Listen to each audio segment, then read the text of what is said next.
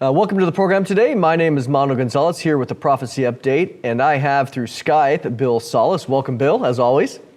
Mondo, it's great to be with you, although I'm not really with you, but it's great to be on the program again. Yeah, we have a lot going on, and we have done, you and I, Bill, we've spent some time doing one of the most exhaustive studies on DVD. We did a 3-part DVD series and on the Ezekiel 38 war, and there's a lot going on. All of you have been watching. Really, the scenario is Russia seems to be on the brink of invading Ukraine. And so there's a lot of background here, and I thought it would be good to bring Bill out and to talk about some of these things in the background. But before we do that, Bill has produced a brand new trailer for the DVD series that we did, which is awesome. And so we want to take a moment to show you this brand new trailer, so take a look.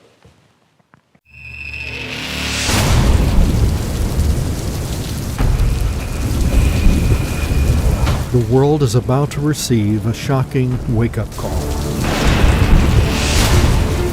According to an ancient prophecy found in the book of Ezekiel, the God of the Bible is going to put the world on official notice that He is the one true God. The prophet writes, "And in that day I will make my holy name known in the midst of my people Israel. And the nations shall know that I am the Lord, the Holy One in Israel." Ezekiel foretells that in the last days, Russia, Turkey, Iran, and 6 other member nations will invade Israel from the far parts of the north. They are coming down to conquer Israel and take over its plunder and great booty. But the Lord, not America nor the Israeli Defense Forces, but the Lord, stops these invaders supernaturally with a great earthquake, pestilence, and bloodshed, flooding rains, great hailstones, and fire and brimstone. Ezekiel chapters 38 and 39 provide every aspect of this foretold event. The stage is set, the prophecy is ready to happen, and now you can discover every detail and prepare yourself for this soon coming, powerful event. Now available, one of the most comprehensive videos ever produced on this topic, a 3-disc DVD produced by Prophecy Watchers TV, featuring Bill Salus and Mondo Gonzales. This timely DVD is entitled Ezekiel 38, When God Defends Israel, the Coming Russian-Iranian-Led Invasion of the Promised Land, and it explains every facet of the Ezekiel 38 and 39 foretellings. You will discover the coming greater and safer Israel that someday dwells securely without walls, bars, or gates, the timing, setting, and location of the Russian-Iranian-led invasion, the identity of the invaders, the motives of these attackers, the supernatural victory by the Lord, and the aftermath period when Israel buries the dead armies and converts their weapons into energy. You will learn all this and much, much more from the Ezekiel 38 When God Defends Israel 3-disc DVD. This is by far the most exhaustive video ever produced on Ezekiel 38 and 39. You need to prepare yourself and your family for these powerful end-time events that are coming. And that's exactly what the Ezekiel 38 When God Defends Israel DVD will help you do. Pick up your copy of this powerful DVD today.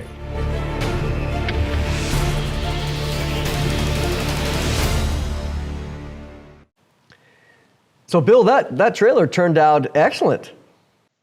Yes, it really did. And, I think one of the high points that we need people to understand with Ezekiel 38 and 39, because it's widely talked about in the prophetic circles. We're watching it stage set right now with the relationships of Russia, Turkey and Iran, etc., is that it is the marquee prophecy event of the last days that the God selected to use.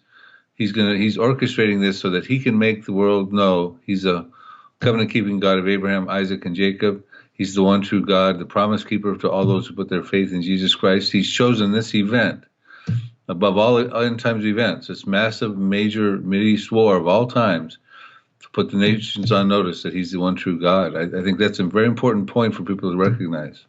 One of the things that I want to discuss that we didn't discuss in the DVD was really kind because we tried to keep it very specific to Ezekiel 36 all the way through 39. But theologically, let's talk about this for a moment. Let's spend a few minutes thinking about the ways in which this Ezekiel 38 situation where God is showing himself off to the world, this isn't the first time that God has really gone to war, so to speak, using biblical language. Let's talk about really the whole theology of the wars of the Lord.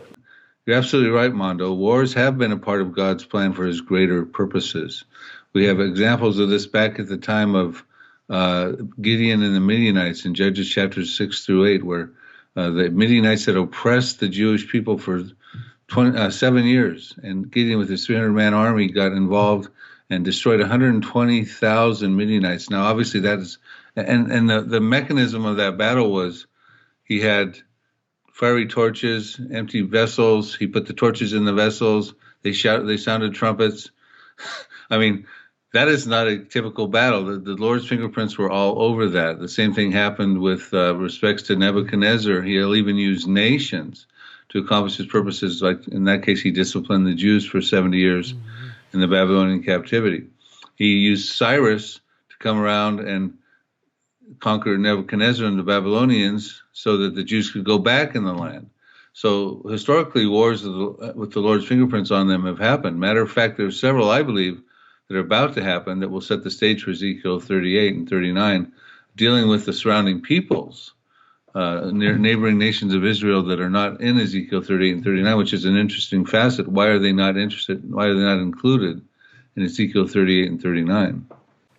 You know, when you look at the theology of the Bible, and you see this in the Song of Moses in Exodus chapter 15, where he's described as being a God, the Lord is a man of war, and they use this anthropological language. But you know, God is out, and he speaks often about vindicating his own holiness or really judging sinners. We don't often see that a lot. I mean, God obviously doesn't judge sinners immediately at all times, right? We know that, but there are those times when God decides, I'm going to visibly move out of heaven to bring justice upon those that are wicked. Of course, as we know from the book of Exodus, it was in the plagues.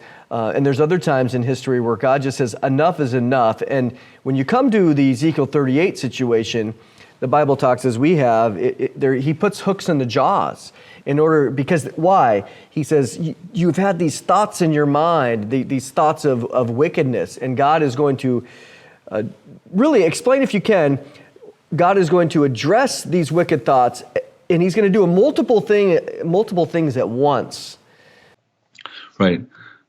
God knows that at some point in time in the future, being that he is outside of time, he knows the end from the beginning. He knows that at some point, some Russian leader, be it Putin or whoever it may be, evil thoughts are going to rise in their mind. They're going to have a need, along with their coalition of nations, to get plunder and booty. They're going to need prosperity for their economies. They feel they can capture that from Israel.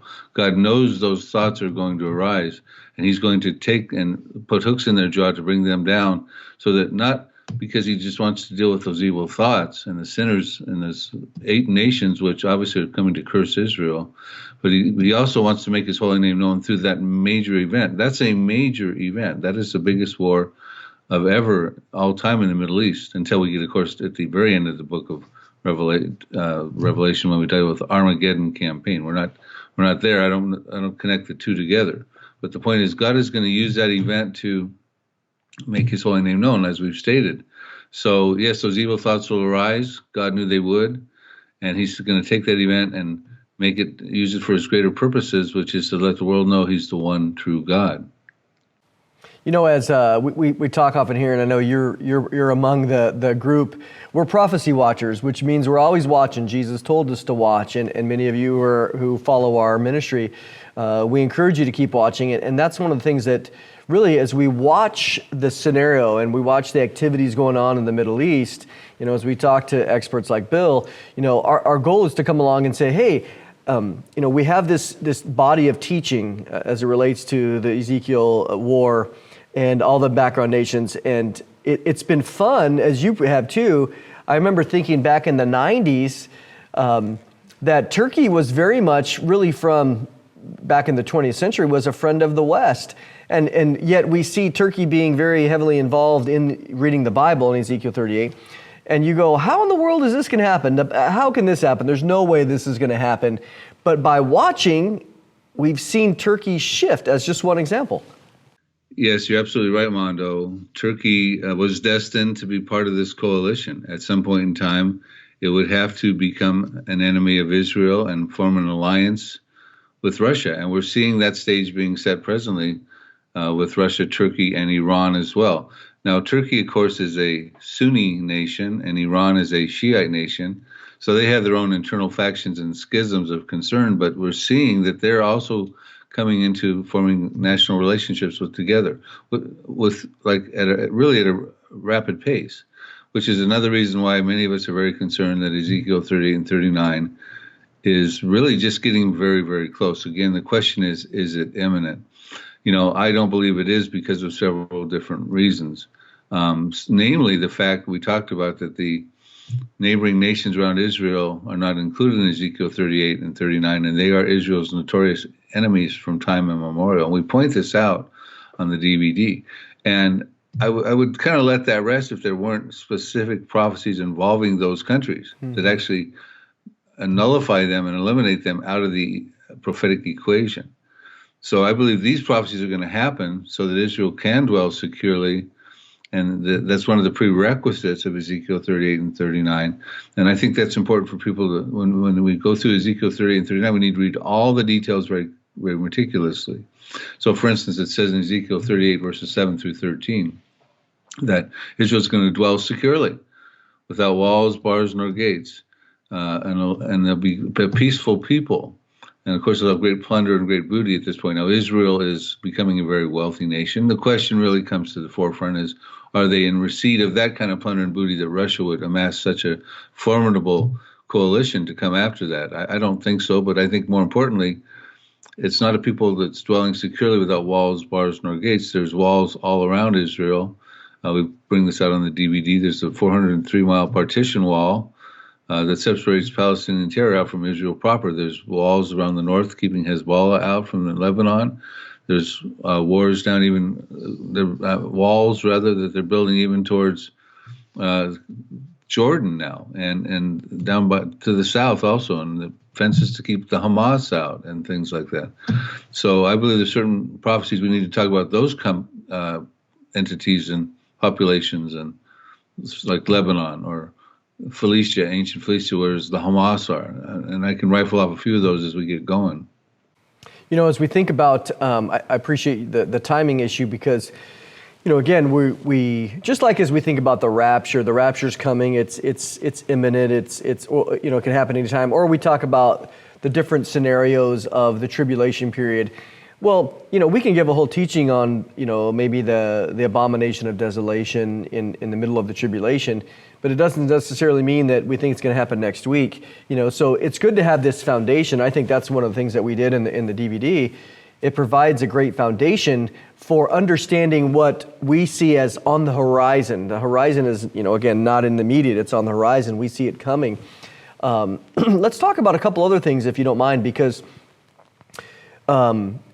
people write in, I'm sure you get questions too, they're writing in, what is the significance, if any, and maybe there isn't, of Russia, who we all believe is part of the Ezekiel 38 group, the hordes, and possibly certainly part of the leadership.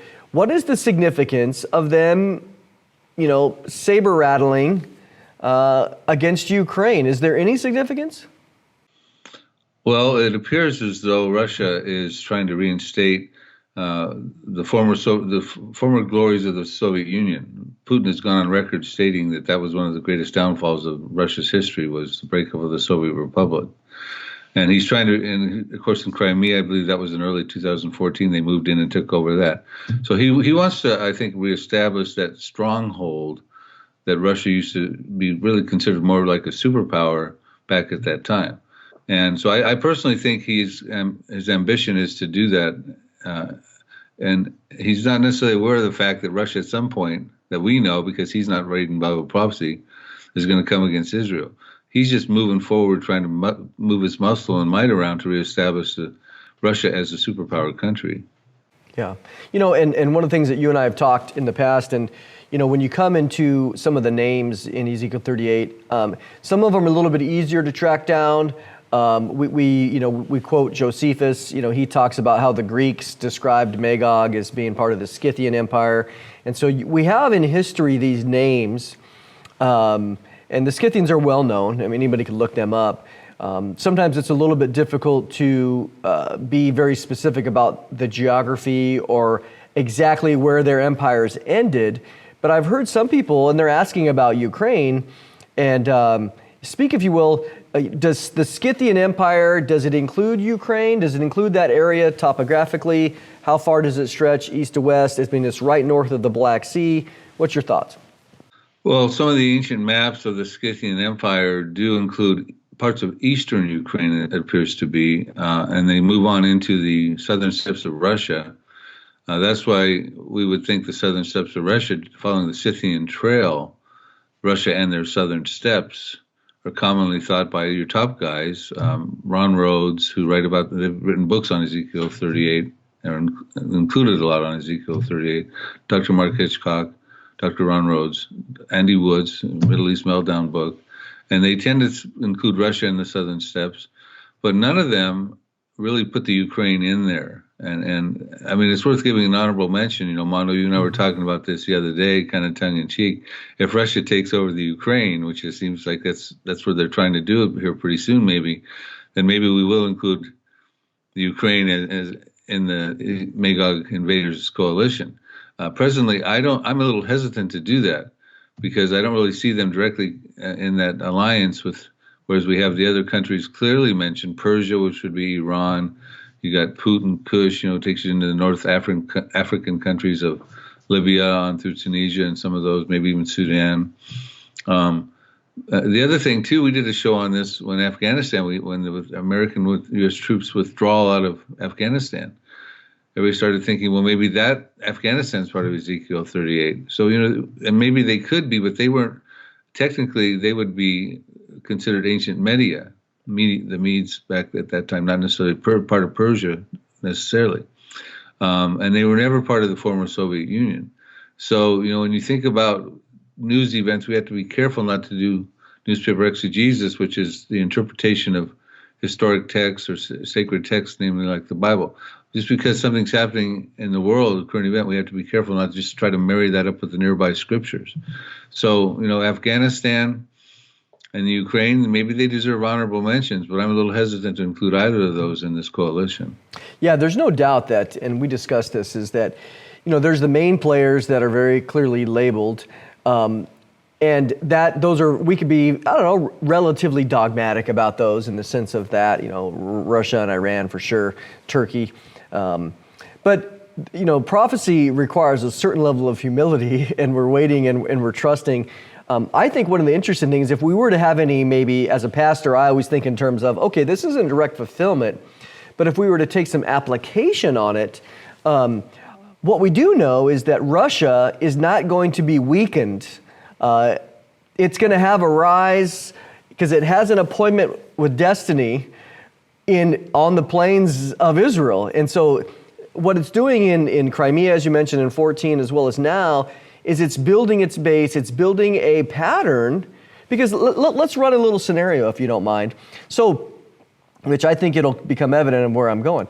So, Russia, they attacked Crimea. Did anybody come to Crimea's defense? What was the response of the world? It just came by, and it was front page news for a couple of weeks, and then it was on the back pages. Yep. No one came to their rescue. But Crimea is not a Ukraine. I mean, Ukraine is lined up with NATO. They're not necessarily a member per se, but they're aligned with NATO, as I understand it. And there's obligations of NATO with that relationship that they've got to come to their help on some levels. And of course, we're trying to do that. America is trying to do that a little bit. So basically, that's a different scenario. I think that would be, to me, not quite as comparable, but that would be like China recapturing Taiwan, which is another thing we're watching for. Yeah, it makes you wonder, because one of the things I was thinking about is, I totally agree, totally different, it's different, but the similarity is that what I saw in 14 was there were protests, you know? I mean, we've already said, I think Biden has gone on record that we're not necessarily going to go to war with Russia if Ukraine gets invaded. That could change at any moment. But we at least would have a protest, wouldn't we? We'd be at the United Nations. We'd be at the Security Council. In Russia, again, here we'd have a potential scenario where Russia would be invading somebody and protests would be going on. Boy, that sounds like Ezekiel 38 to me. Yeah, I don't see America coming to Ukraine's rescue in the event that there's really a major advance. Maybe we'll get involved somewhat on the conflict, but when we look prophetically at America, I think that it's highly likely, and we put this forward in the DVD, God Defends Israel DVD, that America may be in that prophecy as one of the young lions of the merchants of Tarshish. I do the geographical research on that, the historical, the geopolitical, the biblical archaeology, the scriptural research on that. We put all those in PowerPoint slides and everything on the DVD. And what do? We see America there in a less than superpower status. They are actually protesting, saying, Russia, what are you doing? Are you coming to invade Israel for great plunder and booty? And they're in line with the merchants of Tarshish. I believe Tarshish would be the ancient UK. And basically, merchants is the theme there. In other words, not politicians or athletes or that sort of thing. These are sideline protesters who have commercial interests that are now being compromised and jeopardized by Russia wanting to come over and take all the plunder and great booty from Israel. So I see America in something between now and that time, which is probably coming pretty soon, Ezekiel 38. I believe something's going to happen to the United States, where we find ourselves in a position where we can't do much against Russia and its advancing coalition, which is formidable against Israel. And neither does the Israeli Defense Forces hold a candle to that. That's why we point out in the trailer that they saw and the DVD that it's the Lord supernaturally who stops that advance. And that is going to shock everybody. Lots of times when I read through Ezekiel 38 in that battle and how the Lord defeats it, I sit back as if I'm watching this on TV. How would I look if I'm watching this on Fox News and all of a sudden I see Russia coming together with forming this coalition? It's all in place, and their motives are becoming known. They're going to come down from the north and advance down from the uttermost parts of the north to Israel, and the world's going to be going, wow, what's going on here? Russia's going to come down and take out Israel, which I believe will be a greater Israel at that time, not necessarily the Israel we see right now. They'll be greater, safer, dwelling without walls, bars, nor gates, probably expand a little bit territorially into Jordan. I put prophecies forward on that, and I think even in the DVD. But the world's going to see this happening. They're going, oh, poor Israel, they're doomed, right?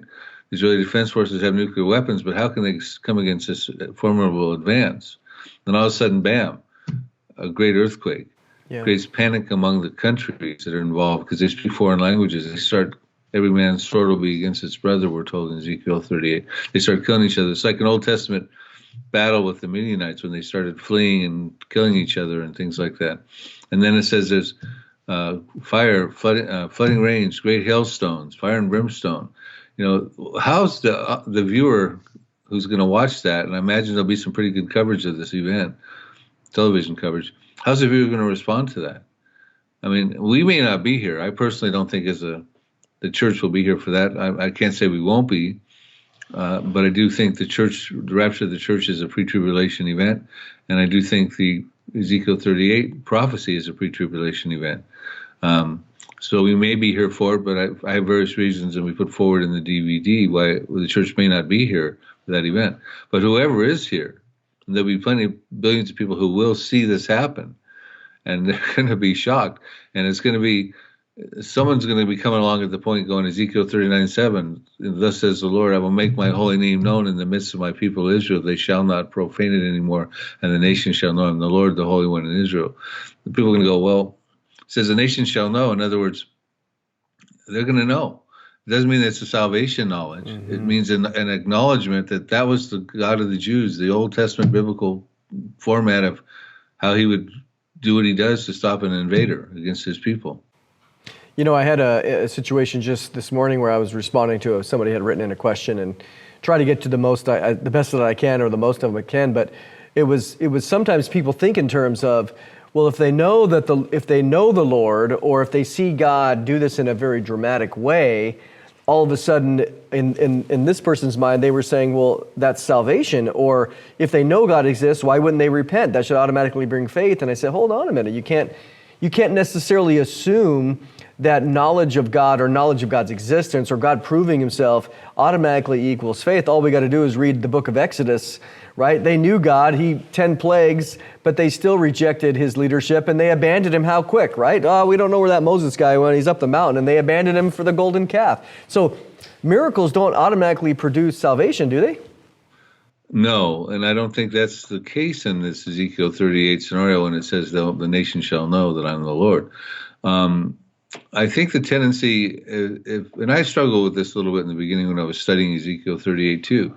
Does that mean it's a salvation issue? Does Israel now know? Is that the faithful remnant that's realizing at the end of the tribulation that Jesus is the way, the truth, and the life, and they're beckoning his return? Blessed is he who comes in the name of the Lord. Matthew 23 talks about that's when Jesus returns, when that faithful remnant says that. And I think the concern would be if you realize it's not an acknowledgement of salvation, but an acknowledgement of the existence of God, clearly proven. If you don't come to that understanding, and there's reasons you should, we can get into the things that happen with Israel and those details. They start cleansing the land, ritual requirement of the law, ancient law. They reinstate the Mosaic law. They want to build their temple. It would be then the next ensuing activity of Israel. Look, our God is with us and for us. Let's build our temple. And that's how they would gravitate toward the Mosaic law again, which they will do because there will be a temple. But my point being is that if you think it's a salvation acknowledgement, then you start thinking, well, then this Magog invasion of Ezekiel 38 is probably the same Magog invasion at the end of the millennium in Revelation chapter 20. Because at that point, the nations will have known, Jesus will have been present on the earth for 1,000 years. Israel will have been a saved nation at that point. But that's the confusion if you don't understand it. I think that it's an acknowledgement of the Lord's proven existence, not necessarily a salvation acknowledgement. Yeah, we even see, in Ezekiel, really, the rest of Ezekiel, the 30s, the chapters there, that especially in 36 and 37, here they're dead, right? They're bones, but he calls them his people. And so even the idea of using the idea of my people Israel doesn't necessarily mean that they're in a saved state. Actually, they come back in a place of deadness. But it reminds me as well, a couple things in Matthew 11 where Jesus is condemning the cities of Chorazin and, Bethsaida. Why? Because Capernaum, because he had done all these miracles there, and they didn't respond. He says, man, it's going to be better off for Sodom and Gomorrah than you in those days, because if the miracles I would have done there that were done here, they would have responded, but you didn't. So miracles don't automatically produce faith. No, I concur, and I don't think the supernatural defeat by the Lord of the Magog invaders is going to get the whole nation of Israel to jump on the Jesus train. I just don't see that happening. I don't think that's what's being stated there. It's we think of in Romans 10, 3 and 4, where Paul says, hey, I love my brethren. They have a zeal for God, but not according to knowledge. And then in chapter 11, he talks about them being lost. So, even as you mentioned, the whole idea of this grand event happens, God supernaturally, as you mentioned, as we talked, he does it for his own glory, not for them. And then maybe they respond with some extra zeal for building the temple. But even there, for them to build the temple is still zeal without knowledge, right? Right. There's this generational rejection by the Jewish people of Jesus Christ as their Messiah. And that's Hosea 5:15 says that's when it will come to an end. He'll say, I will return to my place until they acknowledge their offense, and in their affliction they will beckon his return. In other words, so generationally, rejection of Jesus Christ, he's going to return to his place. He came to the earth.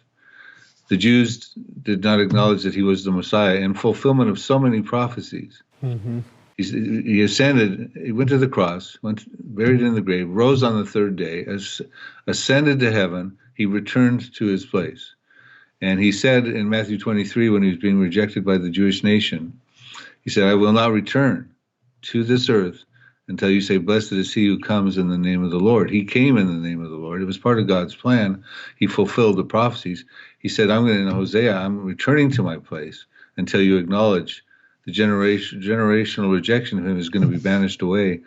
And the remnant will realize in their affliction, when the Antichrist is barreling down on them with his armies, trying to commit the genocide of the Jewish people in the tribulation period at the end of it, they're going to recognize that Jesus Christ is the way, the truth, and the life.